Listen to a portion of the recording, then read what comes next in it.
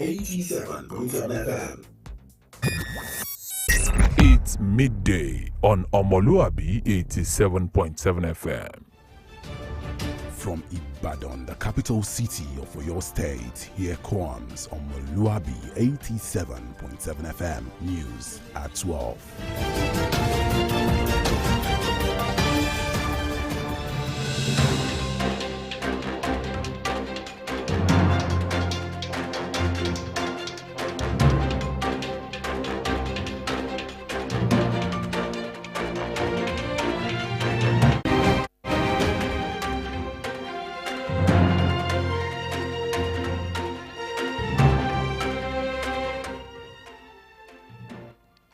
Good afternoon and welcome to News at Noon on Omoluwabi Radio 87.7 FM. I am Stephanie Bamigwe.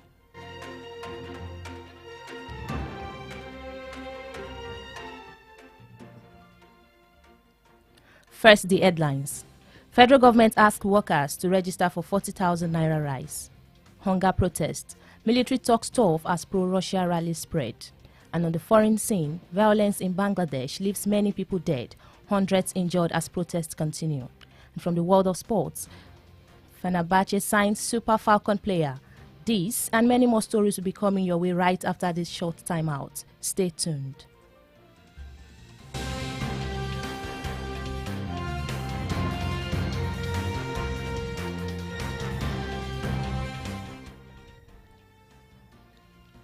Now the news in full. The federal government has concluded plans to sell a 50 kg bag of rice at 40,000 naira to public servants with a view to alleviating the food crisis in the nation and its effect on Nigerians. This was disclosed in a letter from the Federal Ministry of Special Duties and Intergovernmental Affairs, which was signed by the Director of Human Resources of the Ministry, Jayesimi Abimbola. The letter said all interested staff members were to complete a Google form on the OHCSF website and submit it to the Director of Human Resources for endorsement.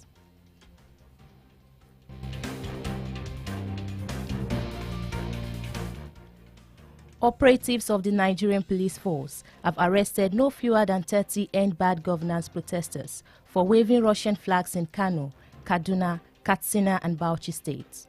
The first spokesperson, Muyiwa Adejobi, said 873 other protesters have been arrested by the police, including a tailor identified as Ahmed Bello, who was arrested with a large number of flags in Kano. This comes as President Bola Tinubu directed security agencies to crack down on those flying Russian flags in the country.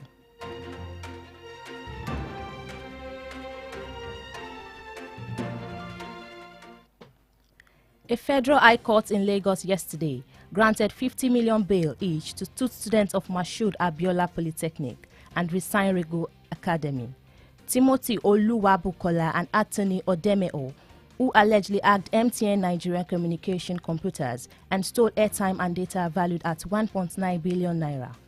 In addition to the bail sum, Aluko ordered the defendants to provide 2 sureties each, one of whom must be a civil servant in the federal or Lagos State employment, who must be grade levels 14 and above.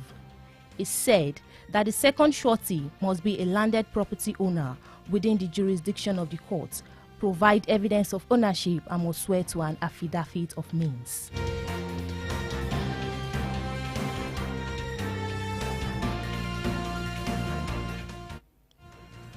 Coming up next is news from the international scene as well as entertainment and sports stories. Please stay tuned.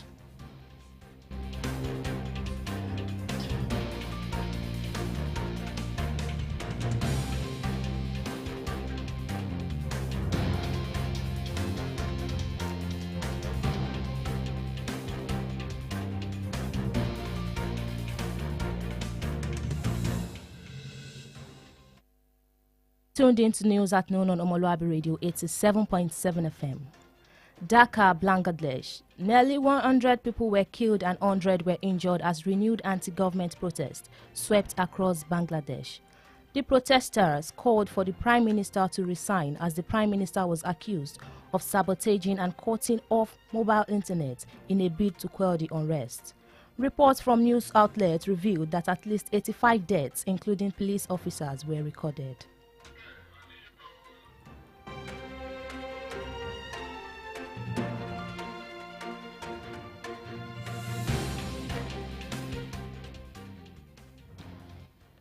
Celebrities have stormed a boat cruise to celebrate popular Nigerian crossdresser Bobrisky's release from prison.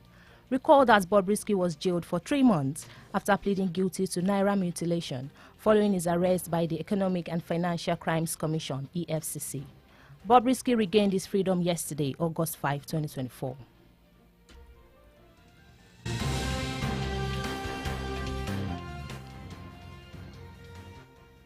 And from the world of sports, Fenerbahce SK has announced the signing of versatile Super Falcons midfielder Regina Otu on a 2-year deal.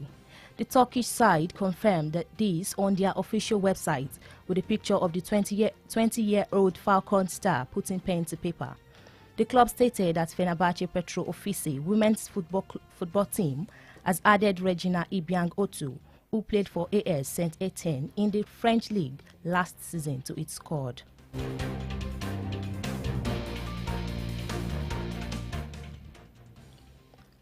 Before we end the news at noon on Omoluwabi Radio 87.7 FM, the federal government has concluded plans to sell a 50 kg bag of rice at 40,000 naira to public servants with a view to alleviating the food crisis in the nation and its effect on Nigerians. Operatives of the Nigerian police force have arrested no fewer than 30 end bad governance protesters for waving Russian flags in Kano, Kaduna, Katsina and Bauchi states. And on the foreign scene, Dhaka, Bangladesh, nearly 100 people were killed and 100 were injured as renewed anti-government protests swept across Bangladesh. From the world of sports, Fenerbahce SK has announced the signing of versatile Super Falcons midfielder Regina Otu on a 2-year deal.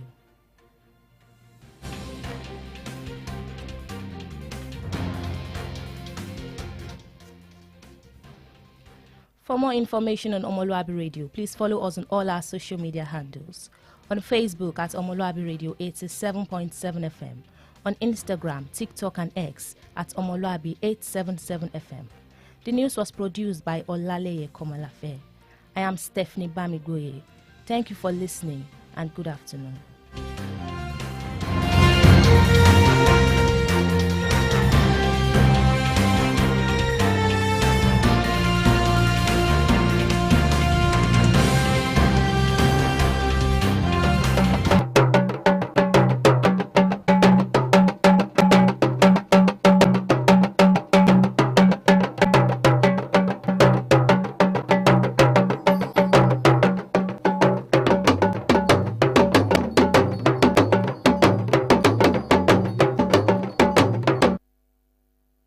Ẹ̀kásán ìròyìn ọjọ́ kan rí ló ń dé sí etí ìgbọ̀nyín láti ìkànnì ọmọlúàbí 87.7 FM lópòpónà Dènlé Mọ́kọ́lá nílùú Ìbàdàn.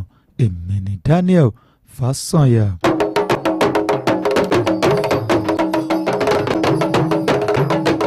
Ṣáájú ẹ gbọ́ àwọn kókó inú ìròyìn fún ti ọ̀sán òní. Ìjọba àpapọ̀ sọ fún àwọn òṣìṣẹ́ láti forúkọ sílẹ̀ fún ìrẹsì oní ẹgbẹ̀rún lọ́nà 40 náírà. Lórí ìfẹ̀hónúhàn ibi, àwọn ológun fọhùn líle bí àwọn àpéjọ fún Russia ti tàn káàkiri. Ní ilẹ̀ òkèrè, ìwà ipá ní Bangladesh mú ọ̀pọ̀lọpọ̀ ènìyàn gbẹ́mìí, àwọn ọgọọgọ́rùn-ún farapa bí àwọn ẹ̀hónú ṣe tẹ̀síwájú. Lágbo aré ìdárayá, Fenerbahce tọwọ́ bọ̀wé pẹ̀lú agbábọ́ọ̀lù Super Falcons. Wọ̀nyí àtàwọn ìròyìn mìíràn la ó máa mú wá sí etí ìgbọ̀nyín lẹ́yìn ìṣẹ́nukù ráńpẹ́ yìí. Ẹ máa bá wa ká lọ.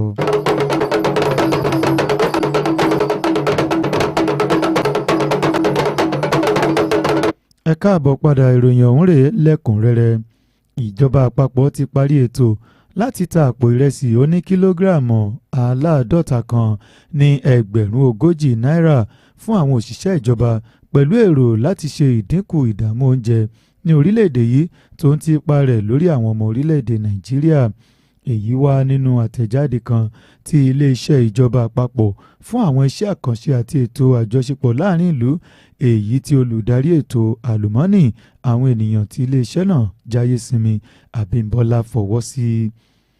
ìfiránṣẹ́ ọ̀hún sọ pé gbogbo àwọn òṣìṣẹ́ tí ó nífẹ̀ẹ́ sí i ni wọn yóò lọ parí ìfọwọ́sí fọ́ọ̀mù Google kan lórí ojú òpó ayélujára OHCSF kí wọ́n sì fi sílẹ̀ sí ọ̀dọ̀ olùdarí àlùmọ́ọ́nì àwọn ènìyàn fún ìfọwọ́sí. ẹ̀wẹ̀ lórí ọ̀rọ̀ ìfẹ̀hónúhàn àwọn òṣìṣẹ́ aláàbò orílẹ̀-èdè Nàìjíríà ti fòfin gbé àwọn tí kò dín ní 30 tí wọ́n fẹ̀hónú hàn tí wọ́n fẹ̀hónú hàn ní ti ìfòpin sí ìṣèjọba búburú fún fífi àsíá orílẹ̀-èdè Russia ní ìpínlẹ̀ Kaduna, Katsina àti Bauchi. Alukoro agbófinró Múyìwá Adéjọbí sọ pé àwọn ọlọ́pàá fòfin mú 7,800 mìíràn tí àwọn olùfẹ̀hónúhàn pẹ̀lú aránṣọ kan Ahmed Bello tí wọ́n fòfin gbé látàrí ọ̀pọ̀lọpọ̀ àwọn àsíá tó wà lọ́wọ́ rẹ̀ ní Kano. Èyí wáyé lásìkò tí ààrẹ Bọ́lá Tinubu ti pàṣẹ fún àwọn iléeṣẹ́ elétò ààbò láti kọlu àwọn tí ń fi àsíá orílẹ̀-èdè Russia káàkiri lórílẹ̀-èdè yìí. ẹ̀wẹ̀ ilé-ẹjọ́ gíga ti ìjọba àpapọ̀ kan ní ìlú Èkó lánàá ti fààyè bẹ́ẹ̀lì ẹnìkọ̀ọ̀kan $50 mílíọ̀nù sílẹ̀ fún àwọn akẹ́kọ̀ọ́ méjì ti ilé-ẹ̀kọ́ gbogbonìṣe Poli Abiola àti Resign Riga Academy ìyún Timothy Olúwabùkọ́lá tòun ti Anthony Ọ̀dẹ́mẹ́họ̀ tí wọ́n fi ẹ̀sùn pé wọ́n dàǹbarú ẹ̀rọ ayárabíàṣá MTN Nigeria Communication tí wọ́n sì jí ìdíyelé ìpè àti ìdíyelé ayélujára tí owó rẹ̀ jẹ́ bílíọ̀nù 2 náírà. Yàtọ̀ sí owó bẹ́ẹ̀lì náà, àlùkò pàṣẹ fún àwọn olùjẹ́jọ́ láti pèsè onídùúró méjì fún ẹnì kọ̀ọ̀kan tí ọ̀kan nínú wọn gbọ́dọ̀ jẹ́ òṣìṣẹ́ ìjọba ní iléeṣẹ́ ìjọba àpapọ̀ tàbí ti ìpínlẹ̀ Èkó tí ó gbọ́dọ̀ wà ní ìpele 14 lọ sókè. Kò ṣàìtún sọ pé onídùúró kejì gbọ́dọ̀ jẹ́ olóhùn ìní ilẹ̀ tí ó wà láàrin àṣẹ ti ilé ẹjọ́ náà kí wọ́n sì pèsè ẹ̀rí rẹ̀ àti pé wọ́n gbọ́dọ̀ búra sí ìwé ẹ̀rí lórí rẹ̀.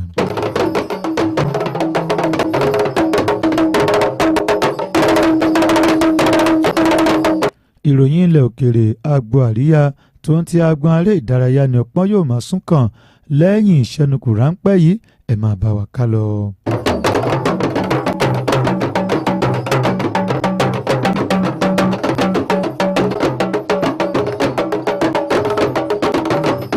ẹ káàbọ̀ padà ìròyìn ọjọ́ kan rí ló ń tẹ̀síwájú ní ìkànnì ọmọlúàbí 87.7 FM ní ìròyìn àgbáyé. Ó dín díẹ̀ ní ènìyàn 100 tí wọ́n ṣekú pa ní orílẹ̀-èdè Bangladesh àti 100 tí wọ́n farapa bí àwọn ìfẹ̀hónúhàn àtakò ìjọba ti tún gba ilẹ̀ káàkiri orílẹ̀-èdè Bangladesh. Àwọn olùfẹ̀hónúhàn náà pè fún alákòóso àgbà orílẹ̀-èdè ọ̀hún láti fipò sílẹ̀ torí pé wọ́n fi ẹ̀sùn kan alákòóso náà lórí ìwà ìbàjẹ́ àti gígé ojú òpó ayélujára ẹ̀rọ alágbèéká kúrò ní ìgbìyànjú láti fòpin sí rògbòdìyàn náà. Àwọn ìjọba láti ọ̀dọ̀ àwọn iléeṣẹ́ ìròyìn fi hàn pé àwọn ìjábọ̀ láti ọ̀dọ̀ àwọn iléeṣẹ́ ìròyìn fi hàn pé ó kéré jù àwọn ikú 95 pẹ̀lú àwọn òṣìṣẹ́ ọlọ́pàá ti di gbígbà sílẹ̀. Lágbọn àríyá àwọn gbajúmọ̀ ti wọ inú ìrìn àjò ọkọ̀ afẹ́ ojú omi kékeré kan láti ṣe ayẹyẹ ìtúsílẹ̀ gbajúgbajà àfi ìmúraṣọ dára ọmọ orílẹ̀-èdè Nàìjíríà Bobrisky láti ọgbà ẹ̀wọ̀n. Tá ò bá gbàgbé pé Bobrisky ti wà ní ẹ̀wọ̀n fún oṣù 3 lẹ́yìn tí ó jẹ̀bi ẹ̀sùn ìbàjẹ́ náírà lẹ́yìn ìfòfingbé rẹ̀ nípasẹ̀ àjọ tó ń gbógun ti ìwà ọ̀daràn tí ó dá lórí ọrọ̀ ajé tòun ti ìnáwó EFCC. Bobrisky ni ó gba òmìnira ní àná ọjọ́ 5 oṣù kẹjọ ọdún 2024. Lágbọn aré ìdárayá Fenerbahce SK ti kéde ìbuwọ́lù agbábọ́ọ̀lù Super Falcons tó fakọyọ ní Regina Otu lórí àdéhùn ọlọ́dún 2. Àwọn ẹgbẹ́ agbábọ́ọ̀lù láti orílẹ̀-èdè Turkey náà ṣe ìdánilójú èyí lórí ojú òpó ayélujára wọn pẹ̀lú àwòrán ti ìràwọ̀ Falcons náà ẹni ọdún 28 tí ó fi ọwọ́ sí ìwé. Ẹgbẹ́ agbábọ́ọ̀lù ọ̀hún sọ pé ikọ̀ bọ́ọ̀lù aláfẹsẹ̀gbá Fenerbahce Petro ọ́fíìsì àwọn obìnrin ti ṣàfikún rẹ̀